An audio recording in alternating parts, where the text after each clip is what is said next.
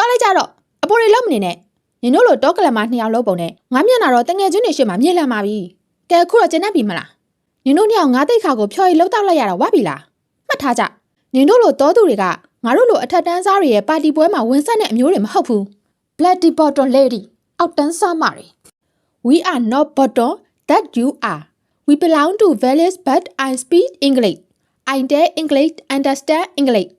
ငါတို့ကအောက်တန်းစားမဟုတ်ဘူးရွာလာလဲပေမဲ့အင်္ဂလိပ်လိုပြောတတ်တယ်နားလဲတယ်ဆိုတာကိုထွေးမြတယောက်အင်္ဂလိပ်လိုမပီတပီပြန်ပြောလိုက်လေသည်သူ့ယောက်မကအင်္ဂလိပ်စကားကိုရေဘက်မုံရောင်ပြောလိုက်တာကိုကြားပြီးတထားတယောက်အံ့ဩမြင်သက်သွားတယ်ပါတီပွဲတွေကလူတွေအများကြီးရှေ့မှာသူစကားဆွရသွားပါတော့တယ်တထားကသူ့ယောက်မ2ယောက်လုံးကိုဘာလို့ဒီလောက်မုန်းနေရတာလဲဒီအိမ်မှာဘာတွေဖြစ်ပျက်နေတာလဲကဲပရိသတ်ကြီးကိုဇလန်းစားကနေပြန်ပြပေးပါမယ်မနက်ခင်းတစ်ခုမှာပေါ့တထားကသူ့သားတက်နိုင်ယောက်ျားဖြစ်သူကိုရဲနိုင်တို့နဲ့အတူမနက်စာစပွဲမှာထိုင်ရင်အိမ်ပေါ်ကိုလှမ်းခေါ်လိုက်တယ်မက်တင်ဟေးမက်တင်မနက်စာမြင်စမ်းဟုတ်ကဲ့လာပါပြီမမကြီးဒီနေ့မနက်စာဘာချက်ထားလဲဒီနေ့မနက်စာထောပတ်အပြည့်နဲ့အာလူးပရာတာရဲ့မလိုင်ပြည့်နဲ့လက်ဖက်ရည်ဖြောထားပါတယ်ရှယ်ပဲမက်တင်ရဲ့ဒီနေ့တော့တကယ်တဘာဝမနက်စာစားရတော့မှာပဲစားလို့အရန်ကောင်းမှသိကြတယ်ကိုရဲနိုင်တယောက်ပြောသွားပြီးလက်ဖက်ရည်နဲ့ပလာတာနှစ်ပြီးစားဖို့ပြင်လိုက်တယ်အဲ့ဒီမှာတင်တထားကမဲတင်ကိုဒေါသတကြီးអော်ပါလေရော What the hell is this နင်ဘာတွေချက်လာတာလဲမဲတင်ထောဘက်တွေရွှဲနေတဲ့ပလာတာကြီးနဲ့နိုးတွေအများကြီးနဲ့လက်ဖက်ရည်နင်သိလားမနက်စောစောစီစီဒီလိုအစီအစိမ့်တွေစားတာကျမ်းမာရေးအတွက်ဘလောက်ဆိုးလဲဆိုတာမနက်စာဆိုတာပေါ့ပစားရတယ်နင်ဘသူ့ကိုမေးပြီးလောက်တာလဲဖြစ်စမ်းကျမဆောင်းနှွေးရောက်ပြီဆိုတော့တထေးကလည်းအာလူးပလာတာကြိုက်တယ်ဆိုလို့ထူးထူးခြားခြားဖြစ်သွားလုံးလိုက်တာပါနေတိုင်းပါမုံနဲ့ယူပဲစားနေရတော့ညီငွေ့မှာဆိုလို့ပါအော်ဟုတ်လားနင်ကတထေးစိတ်ကိုတဲ့သိနေပါလားဒါငါအိမ်ငါခိုင်းတာပဲလုပ်ရမယ်အခုတောဆန်နဲ့အစားအသောက်တွေကိုယူပြီးလွှင့်ပစ်လိုက်တနာစရာကိုနိုင်ခမအာလူးပရာတာအရန်ကြိုက်ပေမဲ့မိမဖြစ်သူတထားရှိမှဘာမှပြန်မပြောရဲပဲစားကျင်စိတ်ကိုမျိုးသိပ်ပြီးငေးကြည့်ကြံရစ်ခဲ့တယ်တထားကမျိုးမှာပဲကြည်ပြင်းလာသူမို့နေထိုင်စားသောပုံကအစားမျိုးဆန်ပါတယ်ဒါပေမဲ့သူ့မှာသူနဲ့လုံးဝမတူကွဲပြားတဲ့ရောင်းမ2ယောက်ရှိပါတယ်သူတို့ဘလောက်ကွာခြားလဲကြည့်ကြရအောင်ဟဲကြည်စမ်းမအောင်ထွေးမြရဲ့ဒီတခါတော့တို့ရခင်းထဲကအာလူးတွေကတဲလာတာပဲနော်အမလီဟုတ်ပါတော့မကြီးရဲ့ဒီနေ့တော့အာလူးအစ်စ်လေးတွေနဲ့ပလာတာလုပ်ပြီးအကုန်လုံးကိုဝအောင်ကျစ်ပစ်လိုက်မယ်နွားနို့စစ်ကရတဲ့ထောပတ်တွေလည်းတစ်ခွက်လုံးအပြည့်ရှိသားပဲနေယုံကျွတ်တုံမိန်နဲ့နန်းနန်းမီလေးပါတခါတည်းဆွဲသွားအောင်မနက်9 နာရီ 6 နာရီလောက်မှာနေအောင်ကြီးနုနုလေးထွက်ဆပြူနေပြီလက်ဆက်တဲ့လေကောင်းနေတန်းနဲ့အတူလေကင်းတွေကတီးနှက်ပင်တွေကလည်းလေတက်တိုင်းရိမ့်ရွက်နေတယ်ပုံမှန်လိုပဲထွေးလာနဲ့ထွေးမြတော့ညီမ2ယောက်ရာခင်းနဲ့ဟင်းသီးဟင်းရွက်ခူးပြီးပြန်လာကြတယ်အိမ်ရောက်တော့မီးပုံမှာပလာတာလုပ်ပြီးကျွေးကြတာပေါ့ပလာတာစားပြီးဖခင်ကြီးကပျော်သွားပြီးပြောတယ်ဟာကောင်းလိုက်တာငါသမီးတွေရဲ့ပလာတာလက်ရရှဲပဲဘိုက်တင်းနေပြီဒါပေမဲ့စစ်ကထဆားကျင်နေတော့မယ်ရပါတယ်ဖေပူပူနွေ့နွေ့လေးထဆားပါအောင်ထွေးလာထွေးမြချက်ပြုတ်စားတော့ပြီးနင်တို့2ယောက်အထုပ်ပိုးပြင်ထားကြနော်ဟင်ဘာလို့လဲမေဘယ်သွားကြမလို့လဲငါတို့အားလုံးမျိုးကနင်တို့မကြီးစီသွားကြမယ်နင်တို့မကြီးရဲ့မင်္ဂလာနှစ်ပတ်လည်နေရှိရလေမျိုးနာမည်ကြားတာနဲ့ရွာကညီမ2ယောက်ပျော်သွားကြတယ်ဘာလို့လဲဆိုတော့သူတို့မျိုးကိုတခါမှမရောက်ဘူးကြဘူးလေဒီလိုနဲ့မိသားစုလိုက်ယထာစီးပြီးမျိုးကိုရောက်လာကြပါရောသူတို့ရောက်ချင်းခင်မိတဲ့မျိုးသူမကြီးသက်ထားနဲ့စုံကြတယ်တထားကလက်ပြက်အင်ဂျီနဲ့သူတို့2ယောက်ကတော့ခေါင်းမီးခြုံထားကြတယ်မကြီးဝတ်ထားတာကိုကြည့်ပြီး2ယောက်သားတီတိုပြောကြပါတော့တယ်ဟဲ့ထွေးမြကြည်စမ်းမအောင်အေးမကြီးကတော့အဆက်ကိုမရှိဘူးအသက်ကုန်းတွေဖော်ထားတာများဖြူဖွေးနေတာပဲ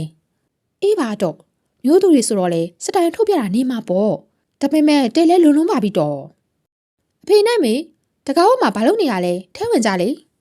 ထွေးလာနဲ့ထွေးမြရဲ့ပြောင်လဲတောက်ပနေတဲ့ပွဲတက်စာရီကိုမြင်တော့တထားကနှိမ်လိုက်တယ် Oh my god ဘယ်ခေတ်က fashion OG ဝတ်လာတာလဲအယောင်တွေကလည်းစုံလို့သွားအရင်ဆုံးဝတ်စားသွားလဲကြည်ငါကြည့်ရတာမျက်စိစူးတယ်ဟွန်းစုံမကြီးသူ့မျက်နှာပေါ်ကမိတ်ကပ်တွေက2ပိတ်တာလောက်ရှိမယ်အဲ့ဒါကြတော့မျက်စိမစူးဘူးတဲ့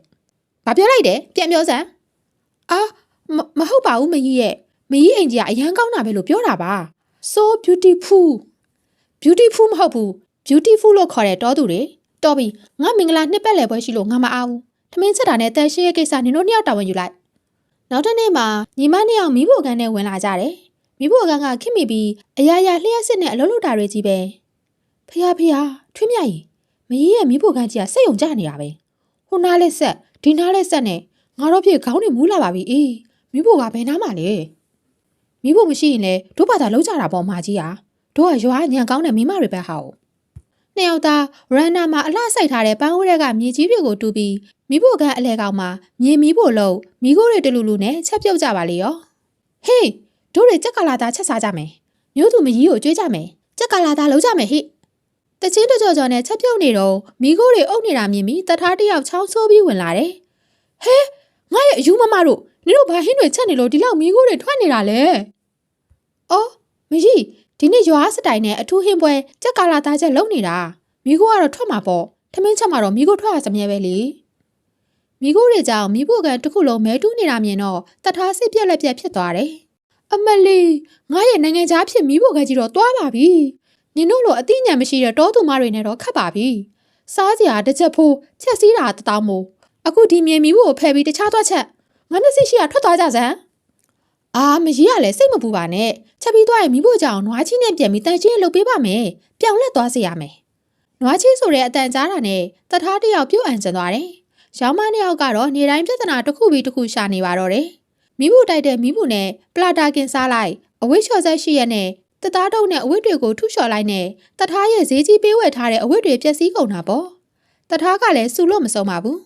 မင်္ဂလာနှစ်ပတ်လည်နေ့ရောက်တော့နှစ်ယောက်သားအစိုးဆုံးလှုပ်ချလိုက်ကြပါတယ်ထွေးလာနဲ့ထွေးမြကတထားရဲ့ခေါဝန်ကိုယူဝဲနှကန်းတွေရဲနေအောင်ဆိုပေါင်နာတွေအဖွေးသားလိုက်ပြီးဓာတ်ဖက်နဲ့စီကရိုင်နဲ့ပါတီဝဲထဲဝင်လာကြတယ်ဟဲ့ထွေးမြဒီမျိုးကလူတွေကတို့ကိုဘာလို့ပြပြပြနဲ့ကြည့်နေကြတာလဲဟာအမလီမကြီးရဲ့မိတ်ကပ်တွေနဲ့ဒိုးနှစ်ယောက်ဒီပွဲမှာအလှဆုံးဖြစ်နေလို့နေမှာပေါ့မကြီးရဲ့တယောက်မျက်နှာတယောက်ကြည့်ပြီးညီမနှစ်ယောက်ပြောသွားကြတယ်တကယ်တမ်းကျတော့တရုတ်ဆုံးနေလို့မျက်နှာနီနီကြီးတွေနဲ့ရုပ်ပြက်စင်မြတ်ဖြစ်နေတာပါအဲ့ဒီချိန်စပွဲတို့ကအချွေရည်လာချပြီးတော့နှစ်ယောက်သားခွက်တစ်ခွက်စီယူပြီးခေါင်းမော်တင်ကကြပါလေရောတော်တီနောင်သူတို့ပုံစံကိုကြည့်ပြီးပါတီတဲကလူတွေအကုန်လုံးဝိုင်းနေကြတယ်တထားကဒေါသကိုမနှဲထိန်ပြီးခိတ်မုတ်ခွဲကြတယ်လူတိုင်းကိစ္စနေချိန်မှာသူတို့နှစ်ယောက်ကကျမ်းမြေမော်ထိုင်ချပြီးစားတော့ကြတယ်တထားတငယ်ချင်းမို့နာကလှောင်ပါလေရောတထားဒီအမြင်ကက်ဆရာမျိုးသမီးနှစ်ယောက်ကိုဘယ်ခေါ်လာတာလဲပြောရမှာတော့ရှက်ပါတယ်ဟာသူတို့ကငါရောက်မတွေပါအဲ့ဒီချိန်တထားရဲ့သားလေးကပါဝေမီကပါလေရောတော်တီနောင်တီတီနောင်ဒေါ်လေးထွေးလားဒေါ်လေးထွေးမြကကြလေဒီမိန်းမတွေငါတီးခတ်နိုင်စွမ်းစမ်းနေကြတာပဲ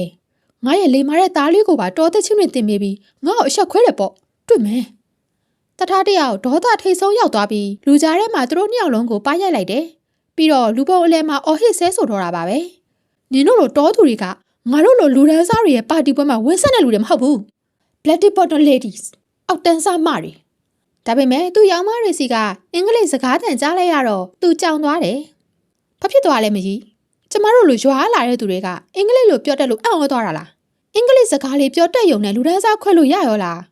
ဒီလိုမဟုတ်သေးပါဘူးမကြီးရဲ့ကျမတို့ကကိုမိသားစုလိုသဘောထားပြီးဒီလိုလာလဲတာပါမျိုးကိုလဲစင်းနဲ့ဆန်တာလဲပြင်းပြခဲ့တယ်ဒါပေမဲ့ဒီရောက်မှပဲမျိုးကလူတွေဘလို့လဲဆိုတာသိလိုက်ရတယ်တခြားသစိမ်းကစော်ကားရင်ခံတာသေးတယ်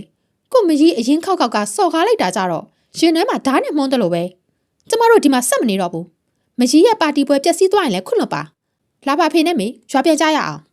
သူတို့ပြန်မို့လုံးနေတာကိုကြည့်ပြီးတတ်ထားနောင်တရသွားတယ်ထွေးမြမပြန်ကြပါနဲ့哦ငါတော့မှန်ပါတယ်နင်တို့မရှိရင်ငါတကယ်ပြင်းနေမှာနင်တို့ရဲ့အလွဲလေးတွေကိုတော့ငါတန်ရောစင်ဖြစ်နေပြီဒီမှာပဲဆက်နေကြပါနော်မြို့အကြောင်းငါသိမေးမယ်နင်တို့ကလည်းတောရွာကအကြောင်းတွေငါ့ကိုပြန်သိမေးပေါ့ဟုတ်ပြီလားဒီစကားကြတော့ညီမနှစ်ယောက်ပြုံးလိုက်ကြတယ်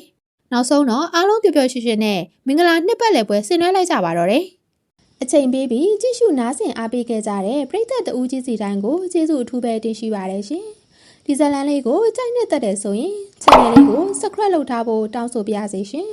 ပရိသတ်တွေအားလုံးလည်းကိုယ်စိတ်နှပြကျန်းမာချမ်းသာကြပါစေရှင်